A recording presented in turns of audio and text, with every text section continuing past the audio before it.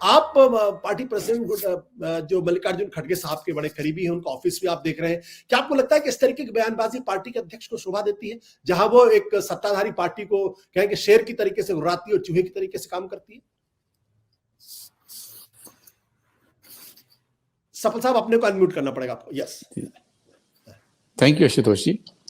आशुतोष जी, खड़गे जी ने कोई ऐसी गलत बात नहीं बोली है जो कि राजनीतिक रूप से आपत्तिजनक हो, क्योंकि हम ये लगातार जानते हैं कि पिछले 2 साल से चाइना लगातार हमारे यहाँ इंट्रूजन कर रहा है। चाइना लगातार बॉर्डर पे इंफ्रास्ट्रक्चर बना रहा है, और प्रधानमंत्री जी ने आज तक गलवान को लेकर जो बयान दिया था, जिसमें 20 सैनिक शहीद हुए थे, और प्रधानमंत्री जी ने कहा था कि ना कोई आया ना कोई गया।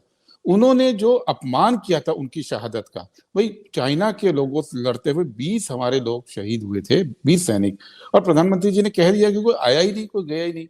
और उसके बाद 16 राउंड 2 साल से कोर कमांडर लेवल की बातचीत चल रही है, और अभी तक भी वहां पे स्थिति पूरी नॉर्मल नहीं हुई है। उल्टा उस क्षेत्र को हमने छोड़ दिया है जिस क्षेत्र में भारत की सेना पहले गश्त करती थी, और अब 16 राउंड की बातचीत के बाद वो गश्त बंद हो गई है। तो ये बात तो किसी भी देशभक्त को, और अगर खास तौर पर अगर वो देशभक्त प्रमुख विपक्षी पार्टी के अध्यक्ष हैं, उनको चुभेगी। उनको ये बात तो चुभेगी ना कि गलवान की घटना के बाद से 18 बार चीन के राष्ट्रपति की और भारत के प्रधानमंत्री मोदी जी की मुलाकात हुई है, लेकिन 18 बार मुलाकात होने के बाद भी अभी भी हिमाकत हो रही है बॉर्डर के ऊपर। ये बात उन्होंने बोली है कि आप इतना शेर बनते हैं, लेकिन जब बाहर से चुनौती आती है तो एक चूहे की तरह बिहेव हो रहा है कि आप डट के खड़े नहीं हो पा रहे हैं। हमारी सेना लड़ रही है, सेना मुकाबला कर रही है, लेकिन राजनीतिक इच्छा शक्ति गायब है। ये बात कहना कतई गलत नहीं है, ये बात कही गई, और आज खड़गे जी ने बोला वो दोबारा भी इस बात को कहेंगे आशुतोष जी, क्योंकि प्रॉब्लम हो रही है। हमारे चीन के साथ लगातार संबंध बॉर्डर पे खराब हो रहे हैं, लेकिन चीन की कम्युनिस्ट पार्टी के साथ भारतीय जनता पार्टी के संबंध सुधर रहे हैं, और चीन के हाथों में हमारा पूरा व्यापार जा रहा है। तो हम इस सरकार से सवाल भी नहीं पूछेंगे, और ये बात पार्लियामेंट चल रही है, पार्लियामेंट में जवाब देते नहीं है, मीडिया में जवाब देते नहीं है, प्रेस कॉन्फ्रेंस करते नहीं है। तो इस देश की जनता के बिहार पे हम सवाल कहां, कब और कैसे पूछें, ये बात तो अनिला जी बता सकती है, ये तो हम नहीं कहेंगे। विपक्ष का धर्म है सवाल पूछना, हम सवाल पूछ रहे हैं, और सत्ता का धर्म है देश को बताना कि उन सवालों के जवाब क्या हैं। हम उनका आम टेस्ट तो नहीं करें ना मोदी जी का कि आप यही जवाब दीजिए, जो देना दें, लेकिन सच्चाई तो बताएं देश को।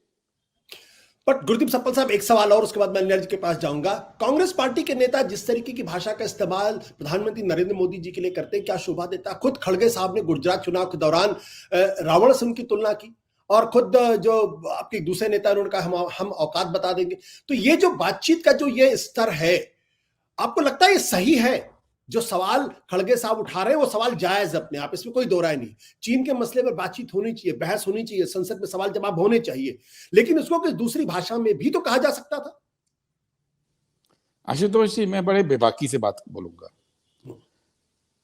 भारतीय जनता पार्टी कांग्रेस पार्टी पे लगातार अटैक करती है कि कांग्रेस पार्टी ने बंटवारा किया देश का, कांग्रेस पार्टी ने आजादी की लड़ाई नहीं लड़ी, कांग्रेस पार्टी एक परिवार की पार्टी है, और नेहरू जी के खिलाफ तो पूरा जहर उगला हुआ है।